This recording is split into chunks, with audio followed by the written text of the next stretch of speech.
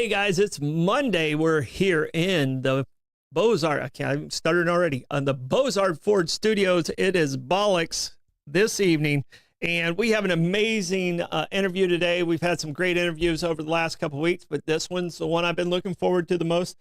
We have Congressman John Rutherford. And Congressman, I'm going to apologize because I met you as Sheriff Rutherford. I'm fine with that. I'm probably going to call you Sheriff. That's okay. They call me Sheriff in D.C., and yeah. I love it. I'm still a sheriff at heart. Well, I really appreciate you getting here. I know you went through some traffic, and we're good to go. We appreciate you coming down here, but we got to pay some bills on the front side, and then we're going to dig in to a lot of fun stuff you got going in D.C. there. Sounds good. All right, we're talking about Beaux-Arts Ford Lincoln in St. Augustine. Their goal is to make sure your time and experience buying a car is stress-free, fun, and enjoyable. Beaux-Arts is a family-owned Ford dealership that has been in business since 1949. Beaux-Arts Ford Lincoln has been the recipient of numerous dealer awards, including being ranked #1 automotive dealership in the nation by Dealer Rater. That's #1 in the nation. Beaux-Arts Ford has also won back-to-back President's Awards, which is the highest honor given by Ford Motor Company. Check them out today online at beauxartsford.com. All right, and I did go through and made sure I picked out all the Republican sponsors. Oh, good. Yeah, so I know you represent everybody. But, you know, these are the guys that really are supporters of you, too. SolarStick, established in 2006. SolarStick is a local portable power company proudly committed to American manufacturing, constant innovation, and great creating jobs right here in St. Augustine. SolarStick focuses on providing solutions for self-sufficiency, helps users all over the world complete missions, and saves lives. SolarStick, changing lives, saving lives, and reviving American manufacture. All right, here we go. A to Z. For over 20 years, A to Z Roofing and Waterproofing has been St. Augustine's trusted name in roofing. From cedar shake and tile to flat roofs and designer shingles, they've got you covered. Literally specializing in painted metal roofs for saltwater area homes. I shouldn't have done this one while he's here. This is the hardest read we have. With warranties up to 25 years and cedar shake shingle warranties up to 50 years. A to Z puts customer satisfaction first, free estimates, top tier materials, and service you can count on. Visit A to Z Roofing and Waterproofing.com. A to Z Roofing, protecting homes from the top down. All right. Other sponsors we have to talk about. We have Mr. Electric. We have Anastasia Diner at Moultrie Creek Diner, Brightway Insurance, St. Augustine Pirate and Treasure Museum, Anastasia Construction Group, Abear Kresge and Associates, Powell Heating and Air, Mehans, A.D. Davis Construction, the building we're in, Land Title of America, Kaiser's Deli and Market, and the St. Augustine Distillery. Whew. Those are all in your 904. That's a bunch of them. Yeah, no, we got to keep the lights on here. And I'll tell you what, two of those that you just mentioned, I will tell you, SolarStick, they have an amazing application that helps our men and women in uniform, keeps them from having to go out into harm's way so often. Yeah. And just tremendous. And I actually have everybody in D.C. now hooked on the St. Augustine Distillery's bourbon. Well, Florida bourbon. Yeah, it's who would have thunk it? I know. You know, and when they came up with the idea, I was like, wow, this is going to be great. Yeah. Phil and Mike and the whole crew over there have always been so kind to us. But the bourbon, I don't know. Have you tried the Saint yet? The Reserve? Yes, I have. It's as good a bourbon as you're going to find out there. They're all excellent. I kind of tend toward the port. Oh yeah, one with the port barrel. Yeah, we have some of that here. If this interview when the show's over, if this interview turns in a bad, we'll make our director producer become bartender if things don't go in the right direction. There you go. But Sheriff, I really appreciate you coming in here. You and I met a long time ago. You were sheriff. Mm-hmm. I was a Parks and Recreation director. So it has to have been over 15 years ago. Yeah. But I really appreciate you coming in because you're sitting in the nest of everything that's going on in the world right now in D.C., representing the 904. Mm-hmm. You know, because your district is south part of Duval and all of St. Johns County. Is that correct? Correct. Pretty much all of St. Johns. Yeah. To kind of make it simple. Yeah. I probably oversimplified it a little bit because everything moves in a lot of different directions. Yeah. Now, one of the things, our district is, like I said, fairly simple. A lot of the districts that are out there aren't so simple, and some of them are getting even more complicated. Some of the things that are happening in Texas and in California, and some of those things, and some of the district north of you, the way it used to be gerrymandered, was really kind of appalling. I think Florida's kind of cleaned its act up a little bit. We did. We got rid of the barbell district, which was, it was they call it the barbell because you had a big circle in Jacksonville, big circle in Tallahassee, and then a little strip that ran down I-10 all the way across. And that was District 5. Yeah. And it was designed to be a minority majority district. Yeah. And then there was one that started in Jacksonville, touched in St. Johns County. It was maybe 20 feet wide in St. Johns County, and then it went into Putnam County, and then it went into West Volusia County. Yeah. That was the one before that. That one went away. Exactly. So let's talk a little bit about what's going on in Texas and California, because people are like, why aren't we waiting till the census, which is normally when it happens? But it's happened. But it's not the first time it's happened like this. No, it's not. And look, just like in Florida, everyone was pretty sure we were going to get at least 2, if not 3 more seats, because of our growth.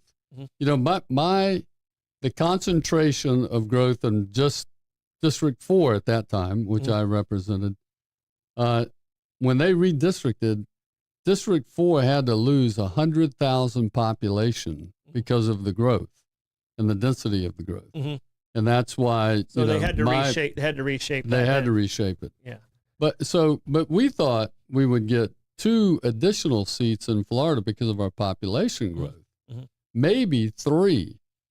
In the end, we got 1. And when it was all over, they admitted that the count was wrong, the appropriation was wrong. So why should we have to suffer for 10 years with that? Yeah. Let's straighten it out and straighten it out now. And that's what Republican states are doing all over the country. Texas being one. Yeah. We shouldn't have to accept that the Democrats did it wrong and we're going to live with it for another 10 years. So even after the census numbers, we still only got 1. Exactly. And after 2020.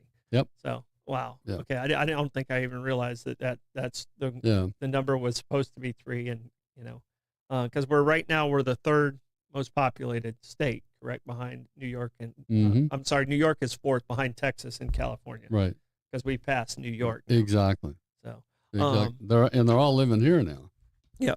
All right. One of the questions that, people, we advertised you were coming on the show, and one of the questions that kept coming up was the National Guard in D.C. You as a sheriff, what do you see happening there? And I'd like you to answer it from both sides, as a sheriff and as a congressman. Right. As a congressman, what do you see? And then as a sheriff, if you were sitting in D.C., how would you handle that? Well, first let me answer it as I would as a sheriff. Okay. If my city council had cut my agency 800 officers, which that's about what D.C. Metro is down right now, about 800 officers, I would very much welcome the assistance of the National Guard to come in and keep my community safe from all the murders that were occurring. They haven't had a murder in a week. That's the first time in forever. Yeah. So I would welcome that as a sheriff to help protect my constituents. But the difference is that a chief doesn't have constituents. A chief works for whoever appoints them, the mayor, the city council, the commission, whatever. Sheriffs, they work for the people that elect them. Yeah. So that's number 1. Number 2, now going to the congressional side, I will tell you, D.C. is not a state. It's a district.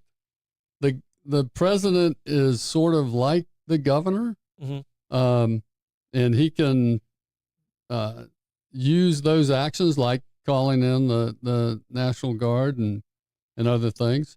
But I'll tell you, Troy, what I think is the most hypocritical thing of the Democrats, who are just screaming from the rooftops that this is, some kind of takeover of government, and he's a tyrant, he's a king, all those things. Remember when the elderly woman was burned alive in the New York subway? I remember that. Yeah. And people were being pushed in front of trains every day. What did Governor Hochul do up there? Yeah, he sent in the National Guard. She sent the National Guard into the subways, and everybody says she was the greatest thing since sliced bread, and it was a very smart move. But when President Trump does it to stop murders and carjackings, and carjackings are just literally off the chain. We've had members carjacked down in the Navy Yards. But it wasn't by other members, was it? No. Oh, okay. Okay. All right. But so I think it's very hypocritical of the Democrats to scream about Donald Trump doing it when Governor Hochul did it to secure the subways in New York. Well, and that plays, depending on which side of the aisle you're on. And you and I, we met up a couple weeks ago and we were talking about something like that. What has changed so much from, it seems like in the 70s and the 60s, it felt like it started to change really in the 80s and late 80s. What's changed with conversations across the aisle? When it's a good deal, it seems like one side or the other is pushing back. And you and I both have a couple of gray hairs in us. Yeah. So we've seen it over the decades. What do you think the big drastic change that has taken place where you're at right now? Yeah, I will tell you, Troy, I think it's a couple things. I think, first of all, when you look at Washington, D.C. and how Congress operates, it's actually designed to keep us apart. In fact, I remember my first trip up to D.C. and a fellow said, "Come on, I'll take you to the Capitol Hill Club." And I didn't know what that was. But we'll go there for lunch. I'm like, okay. And we get there, and when I got my menu, it said RCHC. And I'm like, Dan, what's the R stand for? I know it's Capitol Hill Club, but what's the R stand for? He looked at me like I was a nut. And he says, Republican. Oh, there's two different ones? And I looked around the room, and this place is packed. I look around the room, and I'm like, Dan, you telling me there's no Democrats in here? He's like, hell no, John. They got their place 6 blocks that way. We don't even break bread together. And I'm thinking, man, this is going to be tough. And so I realized then, because of my work that I had done in Tallahassee, I understood that the way to get legislation passed, good legislation, it's not the merits. I tell people I used to be so naive. I thought bills passed on their merit. Yeah. It ain't their merit. I mean, you got to have merit. You got to have merit. But you also got to have the relationships to get that bill passed. And so, I'm able to work across the aisle to get some work done through the bipartisan working group, which is, some folks in D.C., Republicans and Democrats. We try to keep it balanced.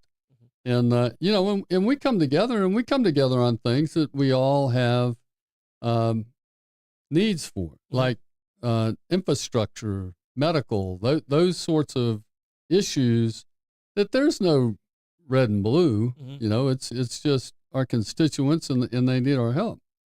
Then I also decided one of the things that I was going to do to try, I did it for two reasons. Number one was to try to build some relationships across the aisle, but also to get somebody across the aisle working to pass my bill.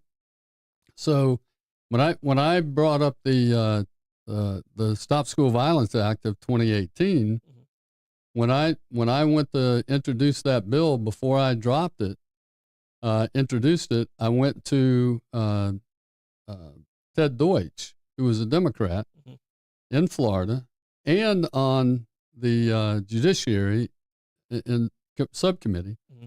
So I knew the bill was going to go there, right? Yeah. So I go to Ted and I said, Ted, I'd like you to be a primary co-sponsor with me on this bill. Not just a signer or a not sponsor. just a co-signer, but a primary co-sponsor. Yeah. And he looked at me and he goes, "You mean a co-sponsor?" I said, "No, Dad, I mean a primary co-sponsor." Yeah. And he said, "Well, really? Let me look at it." And so he took it, and a couple of weeks later he called me and said, "Absolutely, put me on. I think it's a great bill."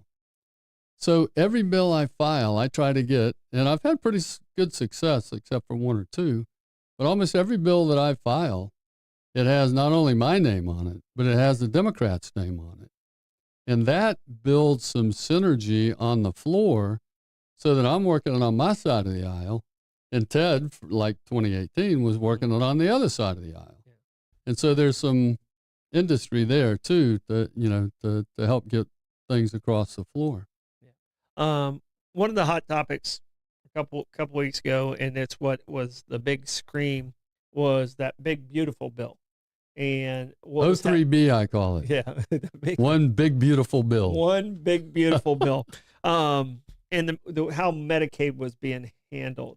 There was a lot of misinformation that was out there. A ton of misinformation. And it was, it was a huge. The big part was definitely real. Yeah. It was like 900 pages or something like that. Oh yeah. I mean, and you might be the only person I've ever met that's read this entire thing.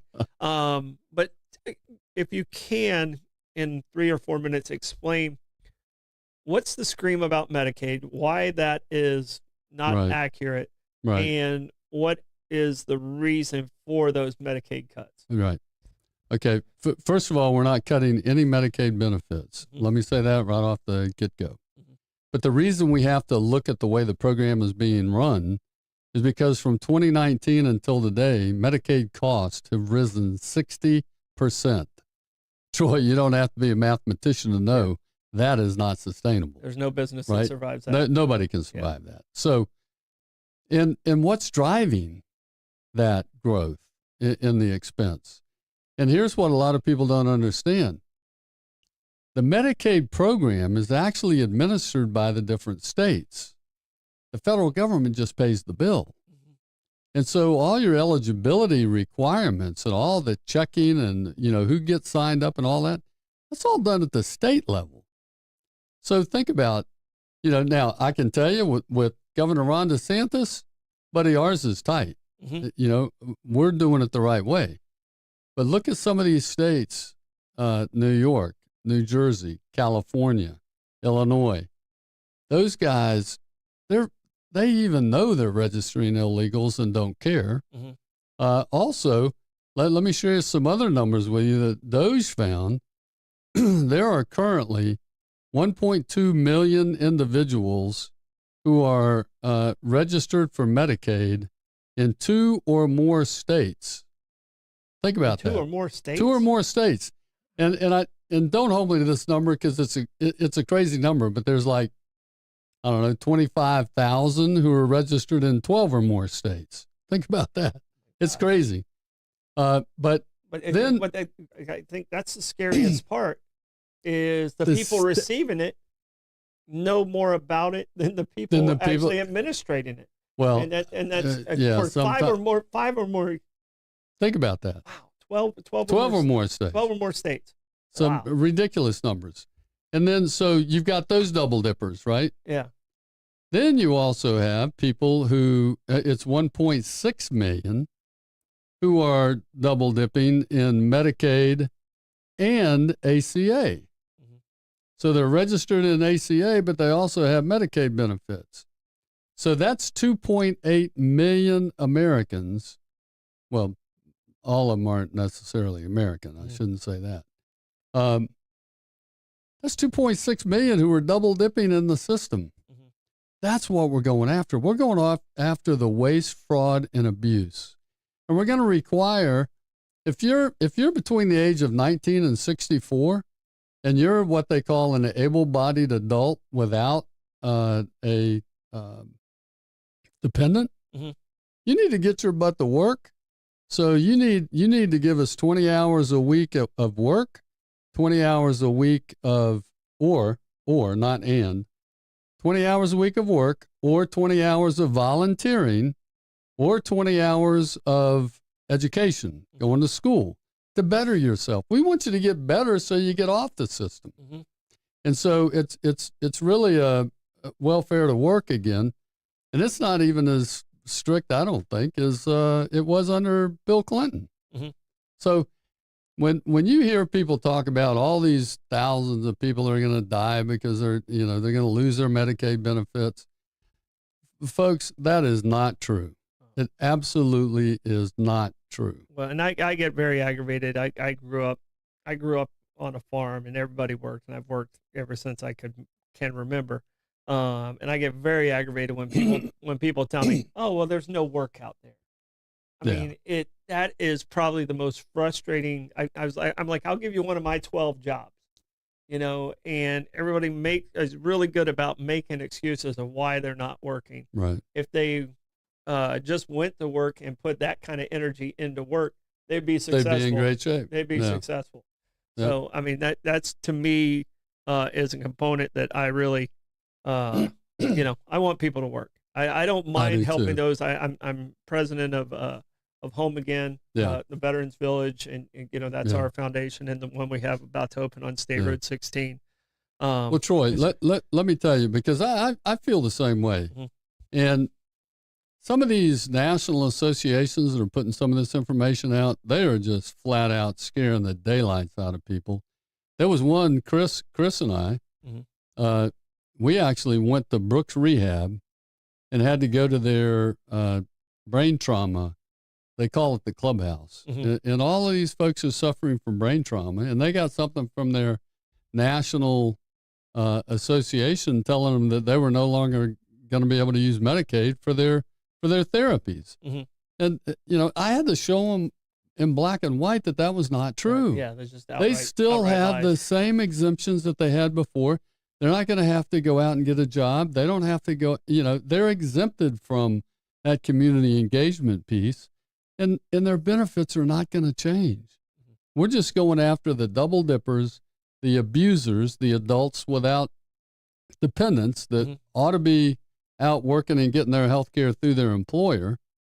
And so, those people were just scared to death, Troy, that they were going to lose all their benefits. It's sad to see. They shouldn't even have been worried about. No. They should be worried about getting healthy. It's so sad to see that. At that point. All right. You spent 12 years as sheriff, mm-hmm. Is that right? Yep. And now you've been in Congress since 17 or 18? 17. Okay, since Took 17. office in 17. And the congressional numbers changed, but you pretty much have been in the same location. Right. Tell me the biggest difference between those two jobs. Both are elected jobs. Mm-hmm. But tell me the biggest, besides geographically, obviously, the biggest difference between, you're still representing your constituents, a lot of similarities, but what's the biggest gap? And possibly the second part is, what prepared you in those first 12 to be the representative you are today? Yeah. Troy, I will tell you, the biggest difference is when you're a sheriff and you're an elected sheriff, so you have the backing of the people that you're serving. Mm-hmm.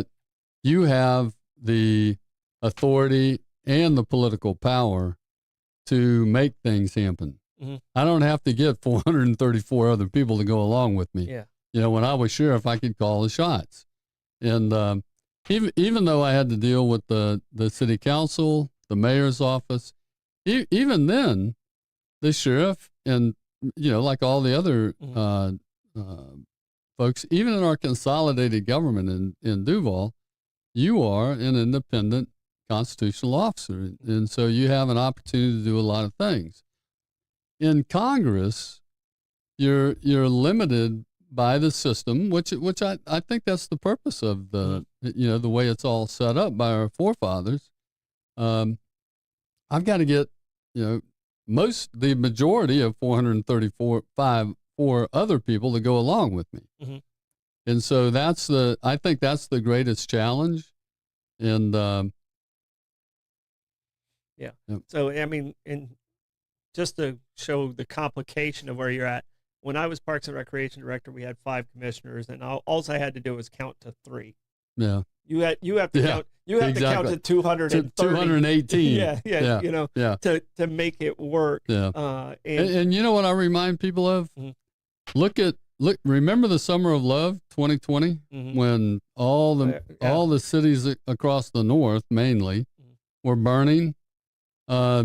Jacksonville didn't have anywhere near those kind of problems mm-mm. because we're run by a sheriff. So was St. Johns County. Yeah. And so when you look at the cities, you know, where the news anchor is standing there saying, you know, it's a mostly peaceful protest and the whole city's burning down behind them, right? Mm-hmm. Remember that? Oh, yeah. Those cities every one of them was run by an appointed chief, not an elected sheriff. Yeah. And I think that's very telling. People hold them accountable exactly. if they're doing that instead of an appointed chief. Yeah. All right. When you had a great career as law enforcement, let me tell you, the second part of your question was what prepared me in my 12 years to be in Congress? And that's a great question. And I'll tell you, sometimes you don't even know what the Lord's preparing you for, right? Mm-hmm. So when I got elected sheriff, one of the first things I did, I wanted to get the mentally ill and severely addicted out of my jail and into community treatment. And so as soon as I got elected sheriff, I drafted a bill to do just that. Went to the Florida Sheriff's Association. You know, all 67 sheriffs have an association, and we lobby Tallahassee as an association. And we had, you know, Frank Messer-Smith was our lobbyist, and, you know, but we had a legislative committee of our own, you know, that was made up of just the sheriffs that worked with Frank. And so first year I go to Ocala where we have our pre-session meeting, and they're like, John, great bill, but, you know, we just don't have any room on the agenda, because you can't just carry a massive number of bills every year. You gotta focus. And I get it. I was the new guy. Mm-hmm. You know, my bill was, you know, great bill, but no room. It's not your turn yet. Not my room. Right. Yeah. So I said, okay, well, let me run it, because I'm thinking, man, I got a great bill. I'm going to save lives. I'm going to save money. Mm-hmm. And so I ran that bill, and it failed. Mm-hmm. And I came home and I'm thinking, what the heck just happened? Like I told you earlier, I thought bills passed on their merit. Yeah. This was not happening. And so what I realized was I had all these connections in Jacksonville, all these networks built up, mm-hmm. but I didn't have them in Tallahassee. Yeah. And so, and I didn't have any statewide networks. Mm-hmm. So, you know, thankfully JSO had a King Air. And I literally flew all over the state of Florida. For the next year, I flew all over the state of Florida, hit every editorial board in the state, I think, and flew to Tallahassee every chance I got to meet with members, their staff, all of that. Next year, I go back to Ocala for the legislative meeting, and still, John, great bill, but no room.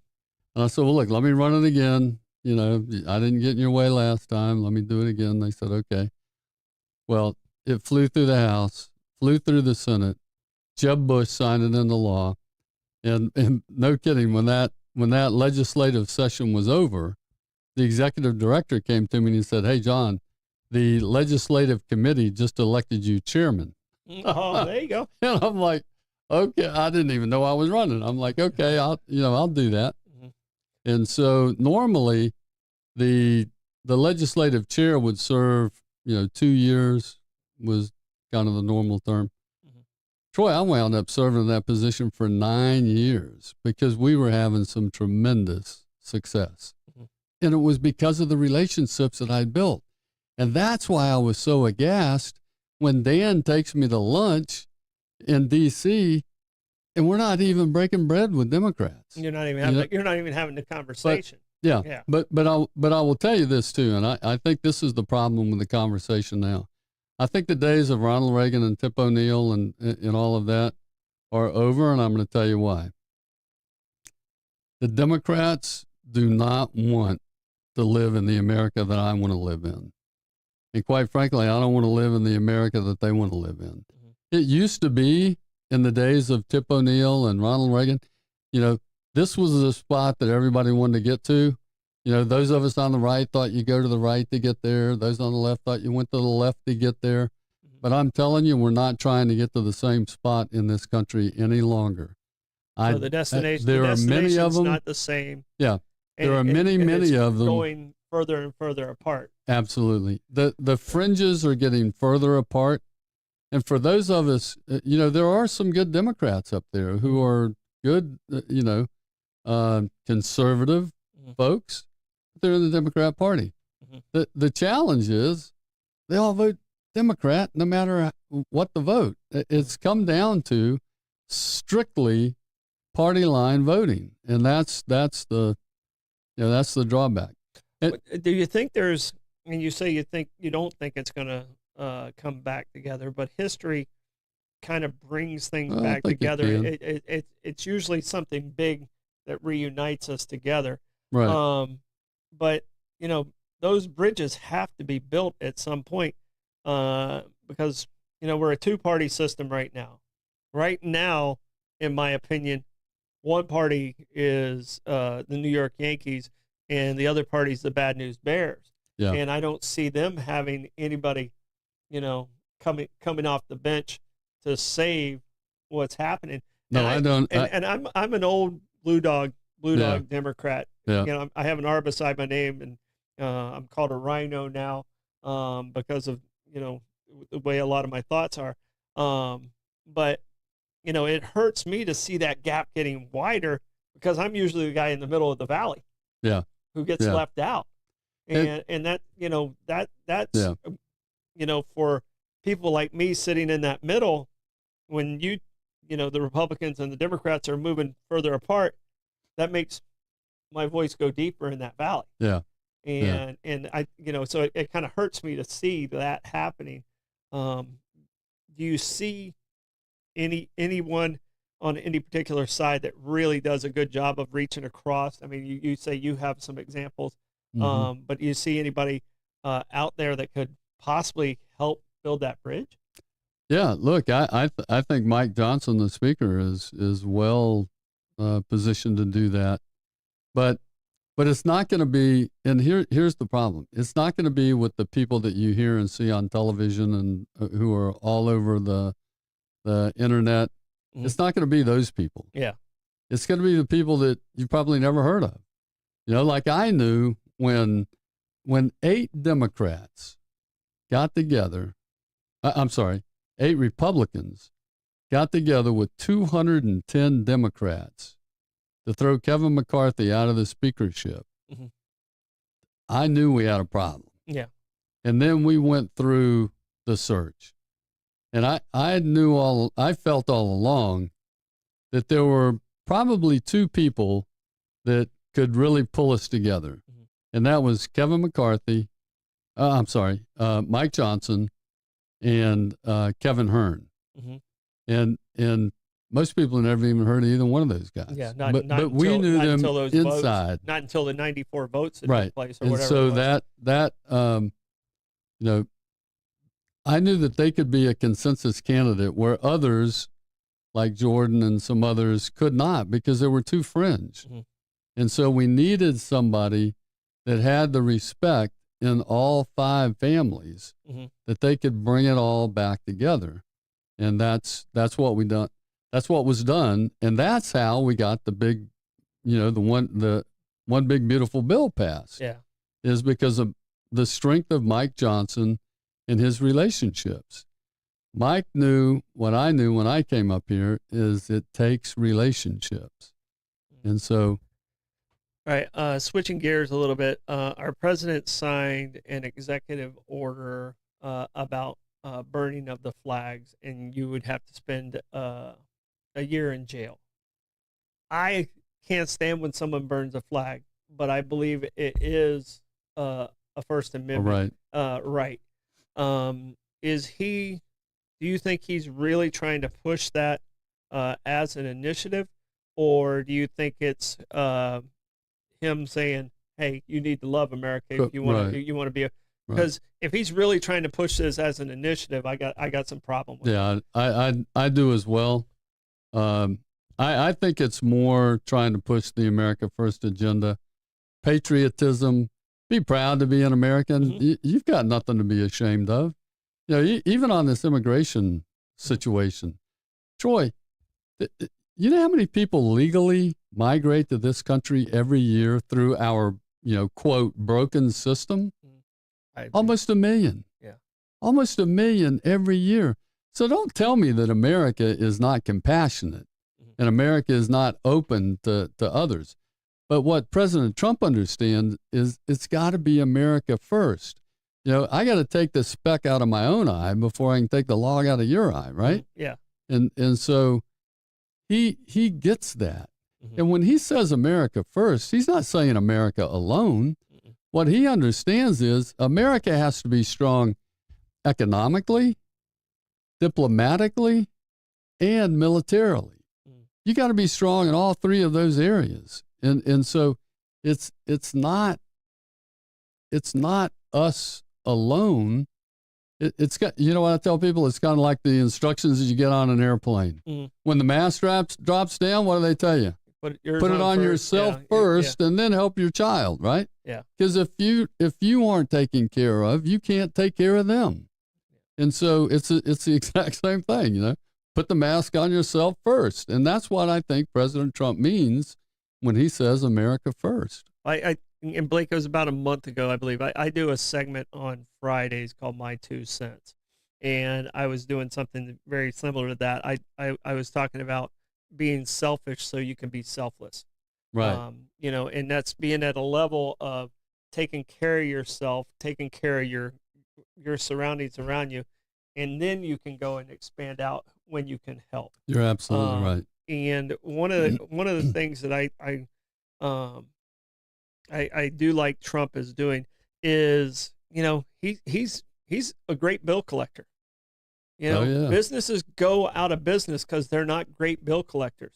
Sometimes they have a wonderful product and they have this, but nobody's paying them. They have a terrible system. It's not so much they're not doing what they're supposed to be doing, but they got a system in place that they're not keeping up with. They let people walk all over them. They don't know who's paid them. Right. And they'll pay next time. No, it doesn't. Business doesn't work like that. Right. And he's making people pay the bills. Yes. With the UN and with these tariffs, some of these things, he's making people pay the bills. And everybody thought the world was going to fall apart with these tariffs. Mm-hmm. Oh my gosh, it's and here's the thing too. It just didn't happen. And I'm a wait and see kind of guy. I think my grandfather told me the story about the talking horse. The king heard that this farmer had a talking horse. Horse couldn't talk at all. And the king's men come down there and say, "Hey, we want the talking horse." And he goes, "Oh, sorry, the horse has laryngitis." And the horse, the wife goes, "That horse can't talk. What the hell are you doing?" He goes, "You know what?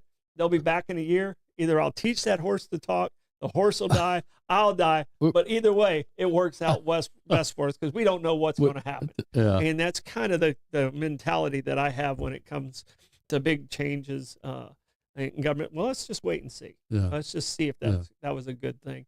And with his tariffs, I think he's put everybody on notice as, if you owe us, you're paying us. Absolutely.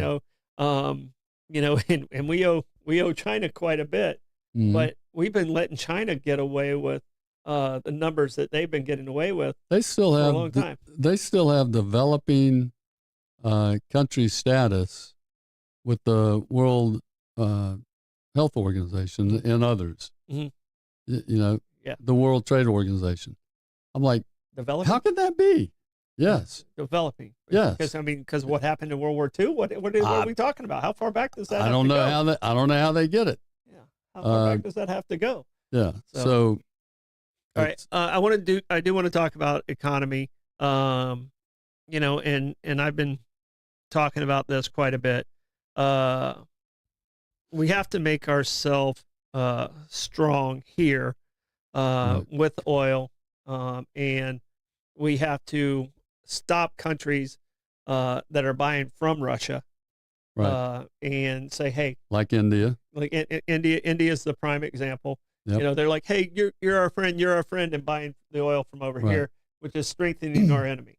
Right. You know, you can't have both. And Trump just hit him with a 50% tariff, I think. Yeah, but you can't Yep. you can't have both. Right. And I mean, we want to be great partners with India. I have great respect Absolutely. for the leader of India. Yep. I think he's possibly the smartest of all Yeah. the world leaders out Yeah.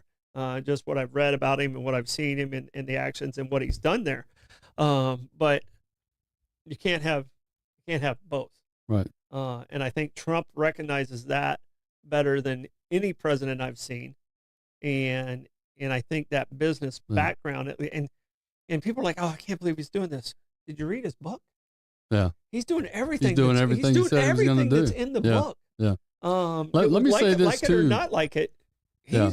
He gave you his playbook. game plan. Yeah. Yeah. So let me say this too about the economy, because the one big beautiful bill is really to reshore our industries, Mm-hmm. our middle class industries, small businesses and all that left, even the big ones that left and went overseas and took all those jobs with them.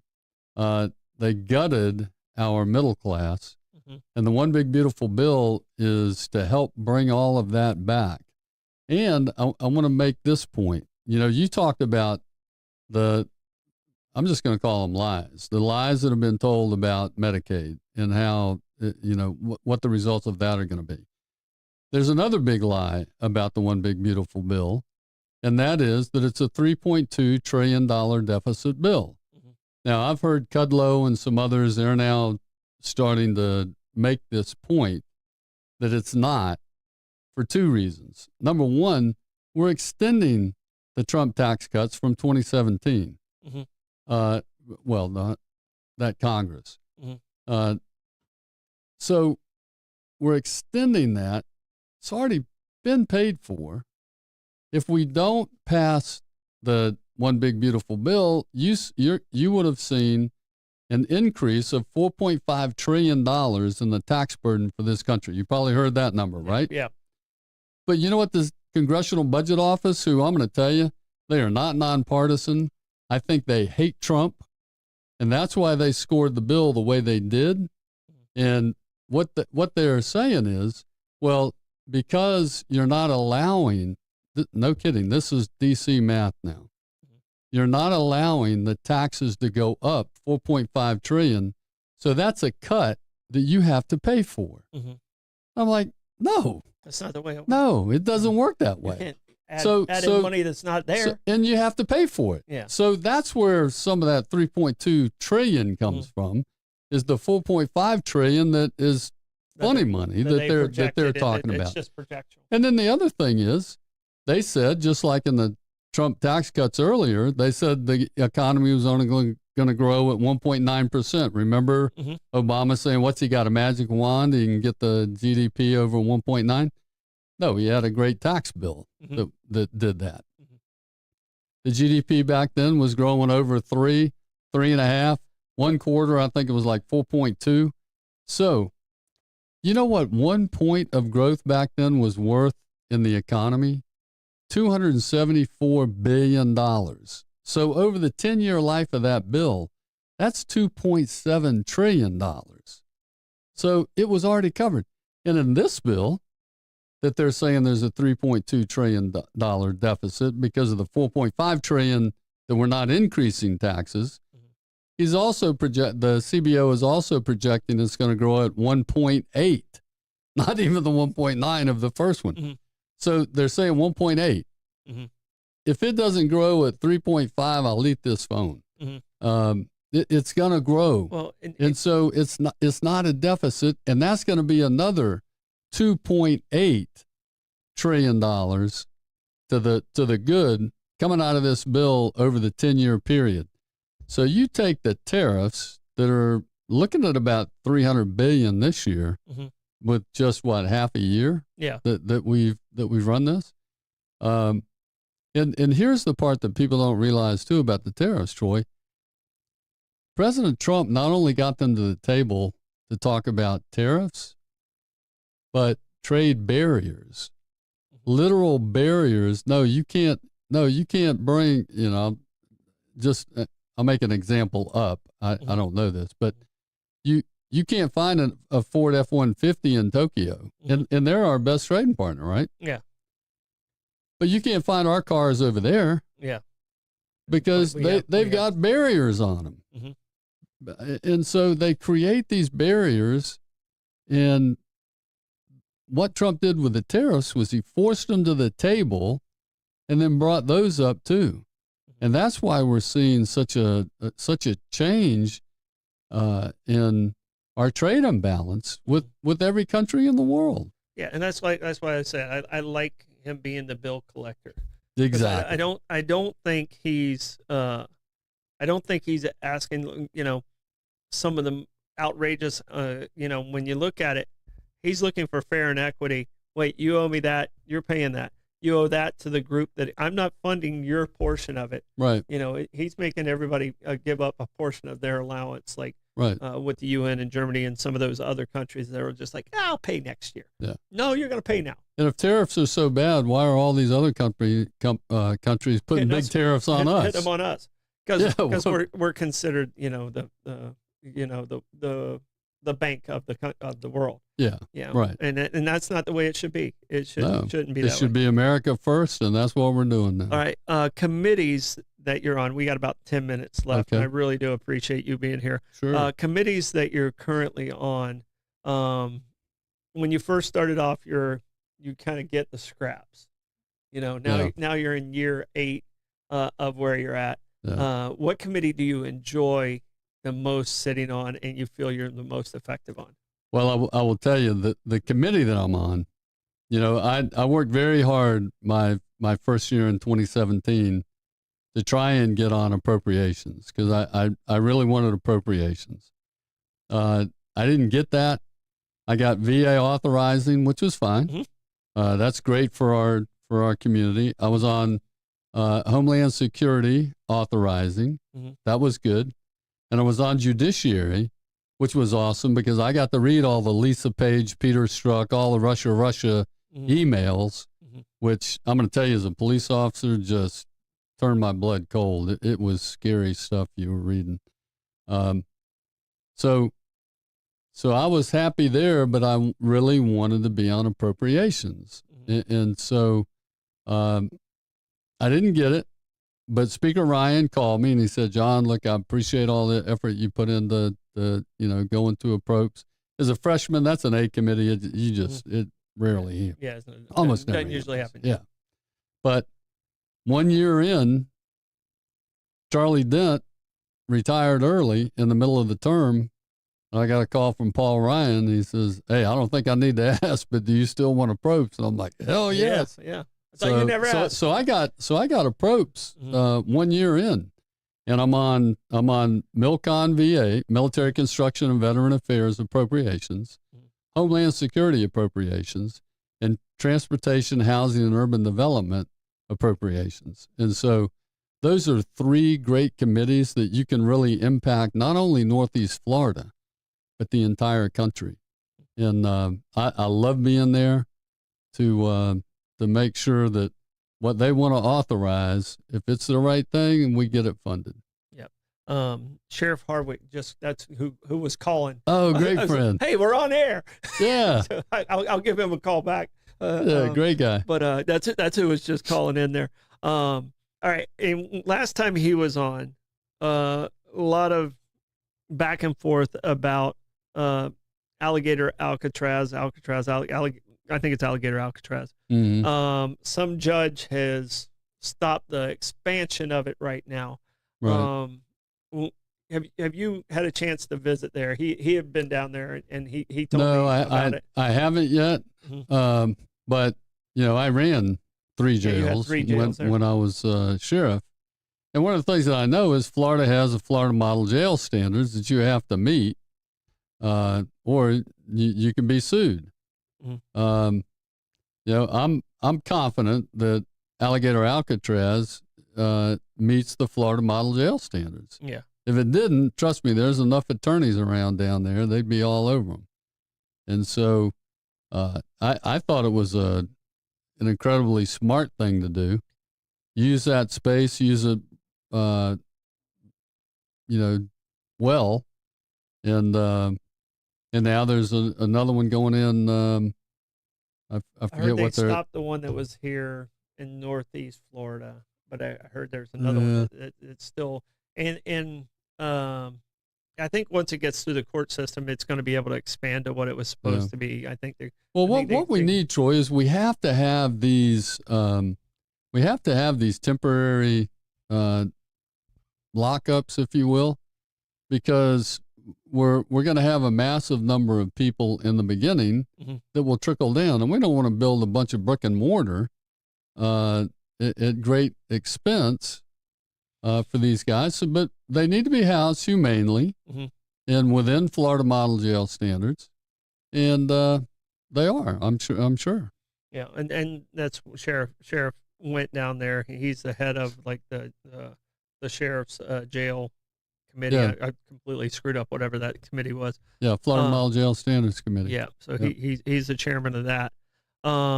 Anything we've left off that we should have talked about? There's so much. So and you came in 2017. You were retired for 5 years, right? No, I was retired for a little over 6 or 8 months before I started running. It was just that short of time. I thought there was a gap between. Yeah. What made you come back into this role? Was it just there was a gap in the? I will tell you, Troy. Law enforcement for me was a calling. It was a ministry. It wasn't just a job, and helping people in that way was, and when you're working for the Lord, it is so gratifying. And I told Father Tom Willis, I said, Father, what do I have to do to get back in God's grace? You know, and he said, you don't do anything, John. You just ask for it. You know, that's the way grace is all around you. You just got to ask for it. And so I kind of changed my thinking about that. And lo and behold, 2 or 3 weeks after that, Andrew Crenshaw, who had been in D.C. for like 16 years, doing a great job, decided to retire. My phone blew up because everybody knew I'd been legislative chair for like 9 years for the sheriffs, and it was a perfect fit. And that's why I said earlier, sometimes you never know what the Lord's preparing you for. Yeah. I've never thought about ever running for Congress. Would never have thought about that. You know, I was a law enforcement guy. Yeah. And what's the difference between the schedule? Like I know. When I've done lobbying, you know, in my previous government career, I mean, getting in and you got Chris Eric. I mean, he probably knows that schedule better than anybody. Yeah. But what is your schedule? How do you fit in all of that? And you know, you got to obviously have people around you, but you know, there has to be certain times where you're like, oh man, I wish I'd been able to get to them. Yeah. But everybody's important. Listen, I will tell you that's the toughest part of this job. I'm in D.C. about 60% of the time. And the 40% that I am home is from Friday evening to Monday afternoon, most days, you know, most weeks. And so, you know, none of the Republican clubs are meeting on Monday or Friday night, Saturday night, or Sunday night, right? And so it just makes it difficult to get to the constituents that way. And so you look for other ways to do outreach. And, you know, you go to those meetings when you can. And well, you're welcome here anytime. Well, thank you. I really appreciate it. Thank you, Troy. You know, appreciate you. And always enjoy our conversations. You know, and it's just nice that we can have these conversations. You came on and you didn't, we have no preset questions on this show. And a lot of people, when they come in and they like, what's my questions going to? I'm not doing that. I'm the wrong interview. Wrong place. Wrong interview for them. But I really appreciate your candor with it. I'm happy you said what you said about the executive order today, because that one kind of hurt me a little bit. You know, and I know how he operates, so I think that I was like, all right, he's trying to create something here. It's a negotiation. And that's what everything is. But thank you so much, Blake. Do we have anything out there that you need to give us, sir, before we sign off from this interview? There was questions. There was definitely questions about like Representative Rutherford's thoughts about term limits in for House of Representatives and Senate, and his thoughts about elected leaders being banned from owning stock. Yeah.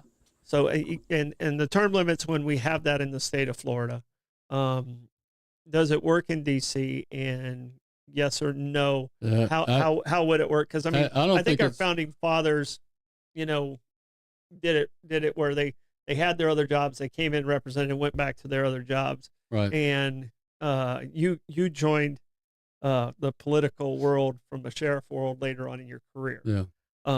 Why would it? How could it work, or do you think it just wouldn't work?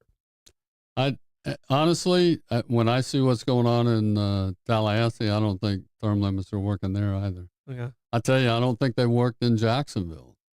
Look, now, maybe more for policymakers. Like if you want to say 12 years, 16 years is a policymaker, I could probably go along with that.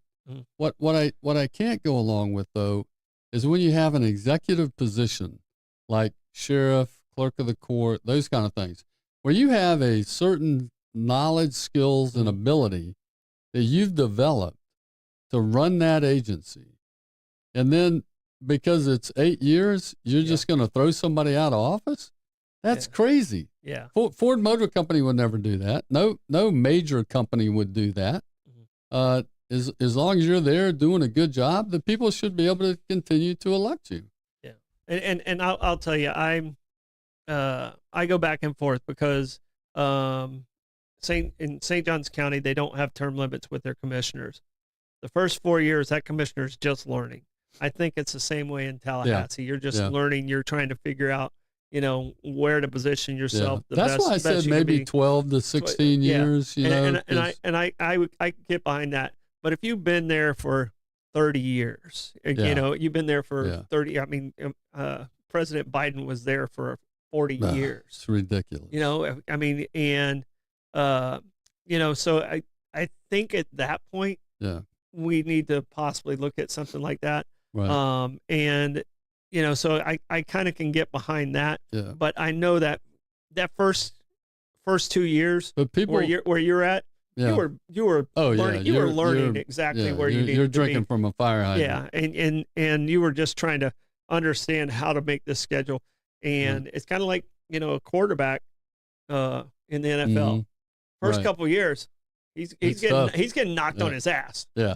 You know, and that's what it is. The speed of the game is different. The speed of the game, everything has changed, and that's the same I see in, you know, even in Tallahassee, even in any local politics and stuff like that. That's a learning curve. But I will tell you one reason that I think term limits could be viable is because when you look at the situation that we have now with districting, look at folks like Ilhan Omar. She's going to be in that district because we put like 60,000 Somalis in that district. When they immigrated here, they're not voting for anybody else ever. Yeah.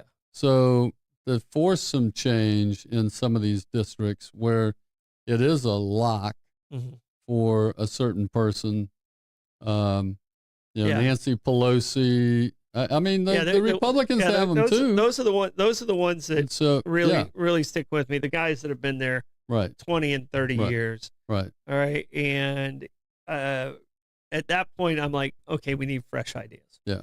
You know, and that's where I feel those term limits are important. I can get behind 12, you know, even I can go as high as 16 even. Yeah. And three max on the Senate side. You know why I say that? That's 18 years. Because I had 12 at the sheriff's office before I got term limited out, because they reinstituted term limits. The state Supreme Court after I started my third term. So I got 12 years instead of the 8 that everybody else is getting. Yeah. But here's what I saw. It took me 4 years to get alignment within the agency for new ideas. Then it took me another 4 years of implementation and to ingrain it into the agency. And then I had 4 years to really burn it in so that when I left, it wasn't a program. It was the way we do business. Yeah. And so there are things going on at the sheriff's office today that I started, when I was a first-term sheriff. But because I had 12 years to ingrain that in the agency, it stayed. It stuck.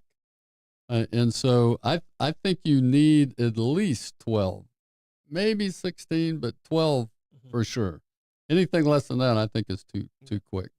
All right. Well, we are at the end of the show. Thank you so much. I appreciate you guys. Come back anytime. You're in town. I know you're out of town 60% of the time, what I heard. But it's always nice to get that perspective out of DC. And like I said, thank you, Troy. 9:04 now. And we want you guys. Thank you, Blake. We want you guys to stay in the now. Thank you, Blake.